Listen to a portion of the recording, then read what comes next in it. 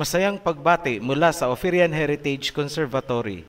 Una sa lahat, magpasalamat tayo sa Aba Yahweh sa pag-iingat nitong nakatalikod ng mga kalamidad. Bago tayo magpatuloy, maglabas lang kami ng announcement para sa mga nakapila at naghihintay ng bautismo. Sa kasalukuyang ginagawa ang video na ito, umabot na sa 1,500 ang nakapila sa Joshua Group para sa bautismo. Mangyari po lamang na maghintay-hintay tayo ng kunting panahon at kumikilos ang Servants of Elohim. Congratulations para sa Cavite chapter. Langkay-langkay po ang nabautismuhan noong November 1. Ipinapaabot din namin ang masayang pag-welcome sa 18 pastors na iniwan na ang kani-kanilang sekta at kasama na natin ngayon sa kawan ng Messiah Yahawashai. Marami pa ang susunod. Hindi na po sila pastors ngayon, kundi servants of Elohim dahil wala pong pastor sa OHC. Iisa lang ang kinikilala nating pastor o pastol. Yan ang ating Messiah, the Good Shepherd, the upcoming King, Yahawashai, na ating hinihintay. Masaya din kaming ibalita sa lahat na habang tumitindi ang kaliwat kanang pagbabatikos ng iba't ibang sekta laban sa OHC, lalo namang dumadami ang nako-curious kung ano ang OHC. Lalong tumataas ang subscribers. Right now, running na tayo sa 103,000. Sa mga bumabatikos, maraming salamat po. Naging very popular lalo ang OHC dahil sa pambabatikos ninyo. Ituloy nyo lang po yan. Thank you really for promoting Ophirian Heritage Conservatory Channel. Sa mga nakarinig na tungkol sa OHC, ito po ang heritage na sinasabi ni Prophet Isaiah sa Isaiah chapter 54 verse 17. No weapon formed against you shall prosper, and every tongue which rises against you in judgment you shall condemn. This is the heritage of the servants of Yahweh, and their righteousness is from me, says Yahweh. Walang sandatang nabuo laban sa iyo ang uunlad, at bawat dila nakakalaban sa iyo sa paghuhukom ay iyong hahatulan. Ito ang mana ng mga lingkod ni Yahweh, at ang kanilang katwiran ay nagmumula sa akin, sinabi ni Yahweh. Inilabas ng Ophirian Heritage itong video hindi sa ano pamang dahilan, kundi para patatagin ang pananampalataya ng kawan. Hindi namin hahayaan ang mga pastors nitong mga Babylonian religions na manaig sa kanilang layunin na gambalain ang ginagawa nating pagtitipon sa mga tupa ng Messiah. Sasagutin namin ang mga issues na ibinabato sa atin nitong mga entregerong chismoso at chismosa. Number 1, kinausap ba ng Elohim ang OHC kaya nakapagbigay ng petsa at oras kung kailan natanggap ang mensahe? Number 2, Duwag ba ang OHC kaya hindi humaharap sa debate? Sagutin natin ang intriga number 1. Kinausap ba ng Elohim ang OHC kaya nakapagbigay ng petsa at oras kung kailan ito naganap? If yes, paano? Diretsong sagot. The answer is yes. Oo. Paano? Via the Holy Spirit, divine inspiration. Ayan, sinagot na namin. Kinausap? Yes. Paano kinausap? Via the Holy Spirit. Ngayon, ano ang problema nitong mga intrigerong pastor na nangungutya? Simple lang, inggit.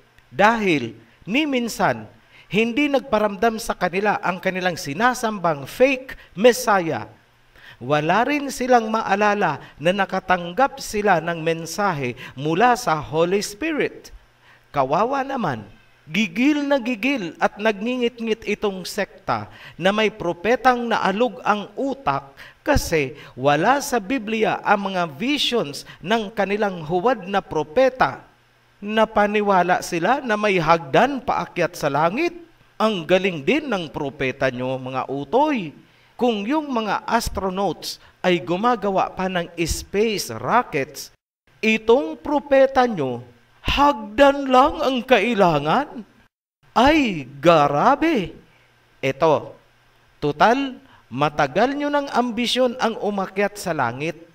Pagkatapos pa lang ng baha ni Noah, nagtayo na ng Tower of Babel ang mga ninuno ng inyong propetang naalog ang utak.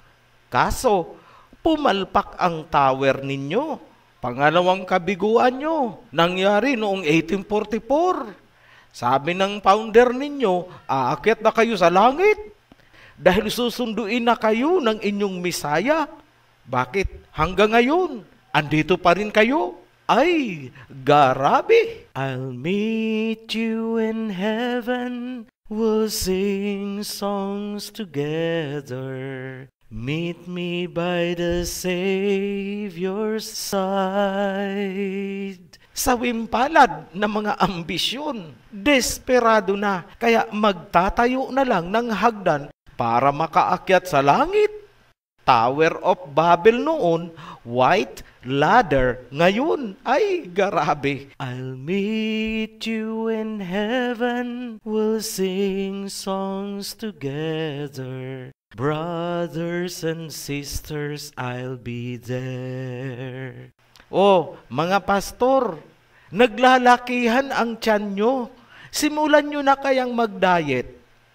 Mataas-taas din ang hagdan na inyong aakyatin. Baka ilang baitang pa lang, bagsak na kayo. Tandaan, hindi elevator ang gagamitin paakyat sa langit. Ang sabi ng propeta nyo, hagdan. Ay nako, garabi talaga. Ito seryoso. Gulat na gulat kayo sa bold statement na binitawan ng OHC. May petsa at oras kung kailan dumating ang mensahe. Hindi kayo makapaniwala at di nyo matanggap na natalbugan ang propeta nyong naalog ang utak. Ang laki ng problema nyo. Pero hindi kami nagtataka kung ganyan ang magiging reaksyon ninyo. Expected po namin yan. Alam namin nakasubscribe kayo sa amin. Alam namin kukutsain nyo ang aming sinabi sapagkat hindi nyo alam kung paano mag-communicate ang Elohim sa kanyang mga servants. Bakit hindi nyo alam? Kasi hindi nyo nararanasan, hindi nyo kayang paniwalaan na nakikipag-communicate ang Elohim sa kasalukuyang panahon. Yan ay isang malakas na katibayan na hindi man lang nagpaparamdam sa inyo ang totoong Holy Spirit. Baka nakakalimutan nyo ang nasusulat sa Acts chapter 2 verse 17. In the last days, Elohim says, I will pour out my spirit on all people. Your sons and daughters will prophesy. Your young men will see visions. Your old men will dream dreams. Tagalog, sa mga huling araw, sabi ng Elohim, Ibubuhos ko ang aking espiritu sa lahat ng mga tao. Ang inyong mga anak na lalaki at babae ay manghuhula. Ang inyong mga binata ay makakakita ng mga pangitain. At ang inyong matatandang lalaki ay mananaginip ng mga panaginip. Linawin namin kung sino ang sinasabing all people na bubuhusan ng Holy Spirit. Ito po ay tumutukoy lamang sa mga taong tumanggap ng tunay na pangalan ng tunay na Hebrew Messiah. Hindi po kasali ang mga sumasamba sa fake na pangalan ng fake na Messiah. Patunayan namin ayon sa salita ng tunay na Messiah na susulat, John chapter 14 verse 26. But the Helper, the Holy Spirit, whom the Father will send in my name, He will teach you all things and bring to your remembrance all things that I said to you. Datapwat ang tagatulong, ang banal na Espiritu na isusugo ng Ama sa aking pangalan. Siya ang magtuturo sa inyo ng lahat ng mga bagay at ipapaalala sa inyo ang lahat ng mga bagay na sinabi ko sa inyo.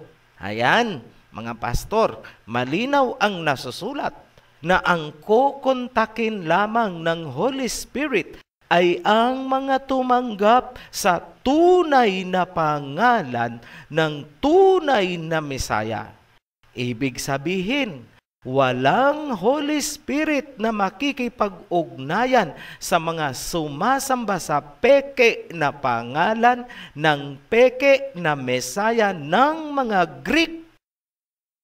At dahil walang ugnayan sa inyo ang Holy Spirit, dahil peke na pangalan at peke na Messiah ang sinasamba nyo, wala ring mensahe na darating sa inyo ang Holy Spirit. Yan ang dahilan. Bakit wala kayong maibigay din na petsa at oras kung kailan nakipag-ugnayan sa inyo ang Holy Spirit? Tapos ngayon, panay ang kutya nyo sa OHC, manigas kayo sa inggit, palibhasa. Hindi Holy Spirit ang gumagabay sa inyong mga katuruan, kundi mga opinion ng kung sino-sinong theologians at commentaries. Ang mga turo nyo ay lahat according to, ayon kay ganito, ayon kay ganon. Bakit hindi nyo masabi-sabi na according to the Holy Spirit? Dahil wala talagang communication sa inyo ang Holy Spirit. Period. Ngayon, bakit hindi unahing pag-aralan natin, ninyo pala, kung paano itatayo ang hagdan ninyo palangit? Ay, grabe ang pantasya nyo. Talo nyo pa ang kinukumbulsyon dahil sa taas ng lagnat. Kung may mga revelations nga sa inyo ang Ama, sana kayo ang nakapaglahad ng lahat ng inilahad ng OHC. Kung totoo ang sinasabi sa inyo ng inyong propetang naalog ang utak, bakit wala sa Biblia ang nakita niyang hagdan kung saan kayo ang naglalakad paakyat sa langit? Ang meron ay hagdan sa panaginip ni Jacob. Pero mga anghel ang umakyat, baba. Hindi mga tao. Hindi kayo. Ay, grabe ang ilusyon ninyo. Matanong nga namin kayo, naranasan nyo na ba ng kahit sino man sa inyo ang biglang magigising mula sa malalim at himbing na tulog dahil sa isang impormasyon na biglang gumulantang sa kanya? At kailangan niyang bumangon para isulat agad bago mawala sa kanyang balintataw? May nakakaranas ba ng ganyan sa inyo? Wala. Dahil kung may nangyayaring ganyan sa sino man sa inyo, di sinsanay, noon pa, nakakapagbigay din sana kayo ng petsa at oras at nang hindi kayo naiinggit sa OHC. Ngayon, nilalamon kayo ng inggit, katotohanan. Umaasa kayo sa baluktot na kaalaman mula sa inyong propetang naalog ang utak at kayo mismo, wala rin kayong nakikita. Ano ang sinulat ni Prophet Ezekiel tungkol sa bagay na yan? Thus says Yahweh, woe to the foolish prophets who follow their own spirit and have seen nothing. Ezekiel chapter 13 verse 3. Kahabag-habag ang mga hangal na propeta na sumusunod sa kanilang sariling espiritu at walang nakitang anuman. Guni-guni nyo lang. Yang sinasabi nyong kayo ay puspos ng banal na espiritu.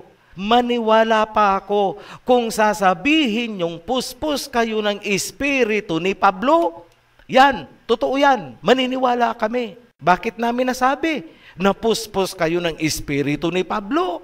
Simple lang. Tingnan nyo ang mga video nyo. Mas marami pa ang chismis, intriga, at paghahamon. Holy Spirit ba yan? No. Espiritu yan ni Pablo. Paulinian.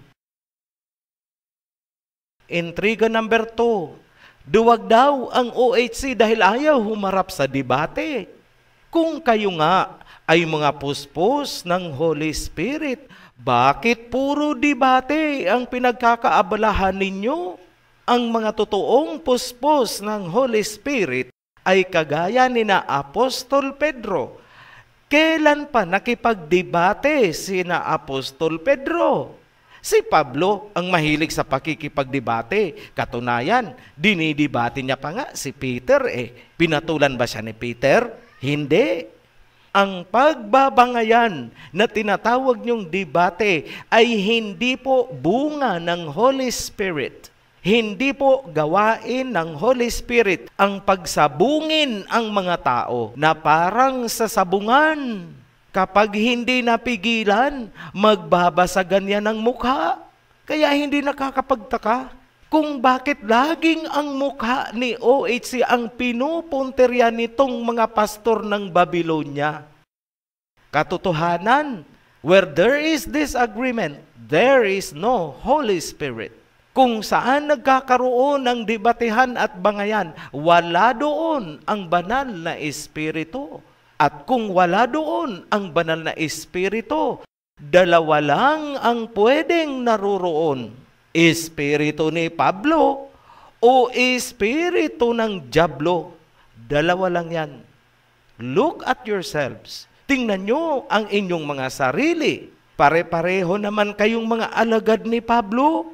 Pero bakit kulang na lang kayo maghampasan ng silya sa kakadebatehan ninyo? Dekada na ang lumipas. Pumanaw na ang mga naunang debaters ninyo.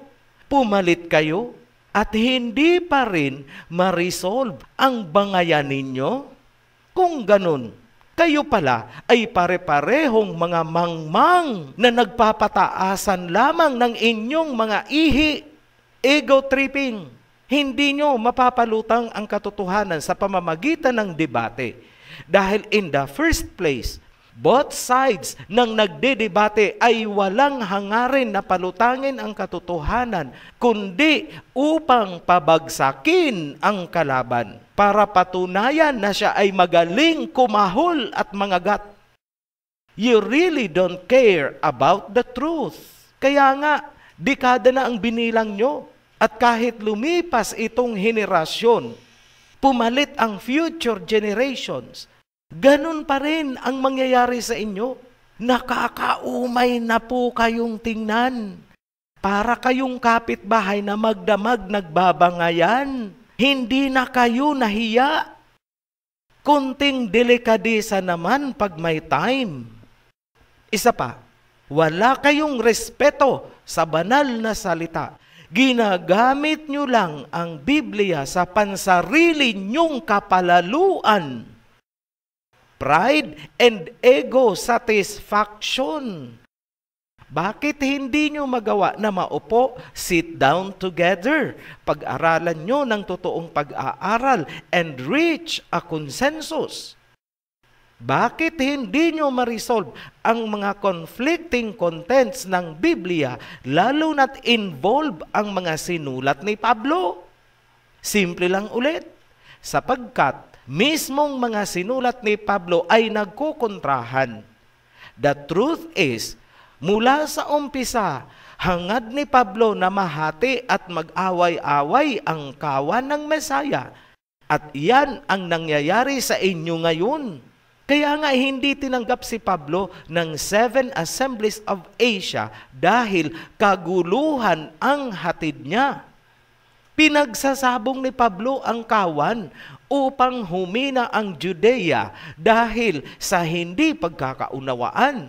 Patunayan ko sa inyo na pinag-aaway ni Pablo ang kawan. Ito ang pagdebatehan ninyo. Pablo versus Pablo, magkagatan kayo. Romans chapter 3, verse 31. Sinabi ni Pablo, we uphold the law.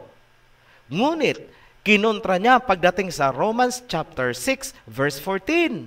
You are not under the law. Hindi nyo pa rin napansin ang motibo ni Pablo? Kaguluhan. Hanggang ngayon, nangyayari sa inyo. Dekada-dekada na kayong nagdidebate.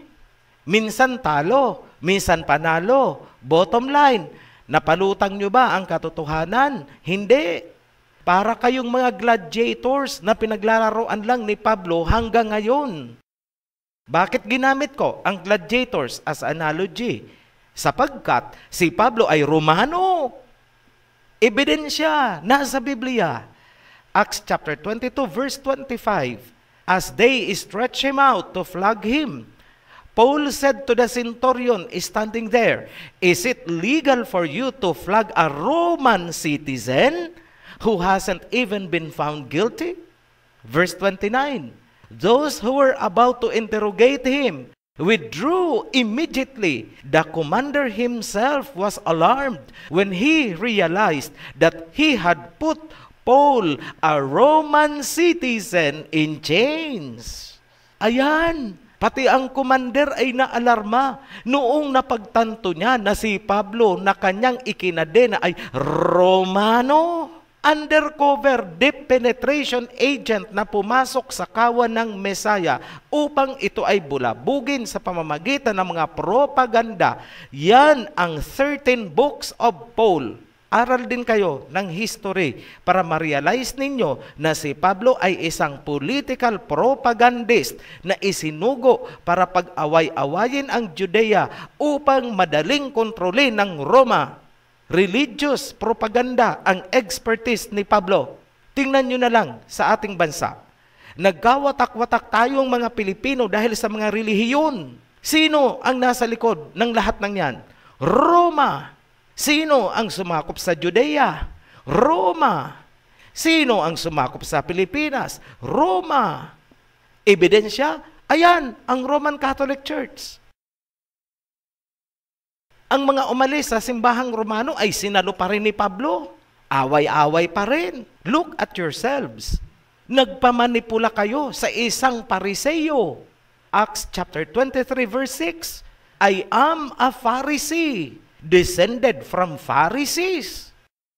Bilang Pariseo, si Pablo ay magaling magtimpla ng libadura at pamimiloso po. Yan ang minana ninyong mahihilig magdebate. Pablong-Pablo ang inyong mga estilo. Ngayon, atat na atat kayo sa debate? Ito, pagdebatehan nyo, Pablo versus Pablo, magkagatan kayo. Kagagawan ito ng hintil nyong apostol, i-resolve ninyo. Pagdebatehan nyo, maghampasan kayo ng silya. Tingnan natin kung sino sa inyo ang magaling. Ito, pakinggan nyo. Hindi dapat maging pastor ang mga tuli dahil pinawalan nila ng kabuluhan si Kristo ayon sa katuruan ni Pablo. Galatians chapter 5 verse 2. Mark my words, I, Paul, tell you that if you let yourselves be circumcised, Christ will be of no value to you at all. Basahin ko sa Tagalog. Galatia, Kapitulo 5, versikulo 2. Pakinggan ninyo ito. Ako mismong si Pablo ang nagsasabi sa inyo, kung kayo'y patutuli, mawawala ng kabuluhan sa inyo si Kristo. Malinaw. Ayon sa salita ni Pablo, kapag kayo ay nagpatuli, pinawalan nyo ng kabuluhan ang inyong Kristo. Sa makatuwid, ang mga pastor na tuli ay hindi karapat-dapat maging pastor dahil pinawalan nila ng kabuluhan si Kristo. Pag-aralan natin, tingnan kung ang inyong mga pastor ay sumusunod sa apostol ninyong si Pablo. Kapag sila ay mga tuli, mga huwad na pastor yan. Yan ang challenge. Lahat ng tuli na pastor, out of delikadesa sa inyong apostol, magbitaw kayo. Hindi kayo karapat-dapat makinabang sa mga ikapo ng inyong mga miyembro. Debate pala ang gusto nyo, ha? Yan, pagdebatihan nyo. Sekta ng mga tuli versus sekta ng mga supot. Sino ang tunay? Yung mga tuli o yung mga supot? Ayan, sige. Debate pala, ha? Gusto ninyo. Manindigan kayo mga pastor. Out of delikadesa, pag kayo ay tuli, sinuway ninyo si Pablo, hindi kayo karapat-dapat maging pastor, niluluko nyo ang inyong mga miyembro. Hinahamon nyo kami na makipagbangayan sa inyo, hawak ang banal na kasulatan. Sa tingin nyo, kaaya-aya ba sa paningin ng Ama ang ginagawa nyo sa kanyang mga salita?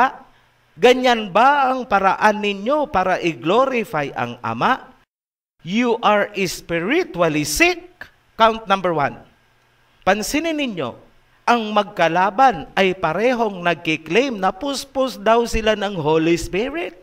Parehong nananalangin sa Kristo nila. Parehong tagasunod ni Pablo. Tapos, kulang na lang magsapakan at maghambalusan ng silya. Ano yan? Pinagsasabong kayo ng Holy Spirit ninyo? Sabungan style? May naghihiyawan na audience? May nagkakantsawan? Lubos-lubusin nyo na lang kaya. Magpustahan na lang kayo. Parang sa sabungan, may Kristo. Note, may Kristo sa gitna.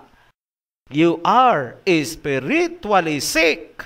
Count 2. Sinasalaula nyo ang banal na salita. Hindi na kayo nahiya sa inyong pinaggagawa. Don't drag OHC into your dirty game.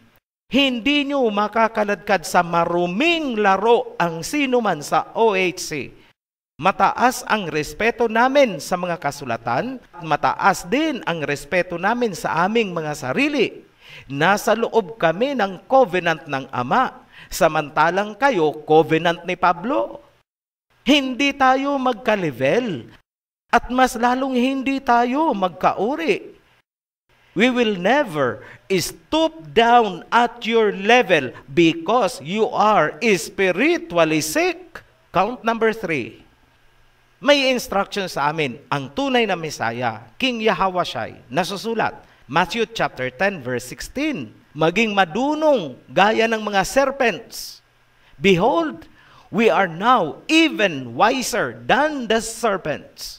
Higit na kaming madunong ngayon kaysa mga serpents. Period. We are no more slaves of Babylonian doctrines. The truth finally set us free. Muli kaming nagpapasalamat sa mga patuloy na sumusubaybay at sumusuporta sa Oferian Heritage Channel. Lumulobo ang channel subscription, langkay-langkay ang baptism. Maraming pastors ang sumama sa kawan at marami pa ang nagpapahiwatig na lumipat. Para sa mga naiinggit, manigas kayo. Sa mga new subscribers, welcome to the channel. Don't forget, panoorin ang The Guide. Sa newly baptized, welcome to the covenant. At para sa lahat ng believers, be blessed. Shalom.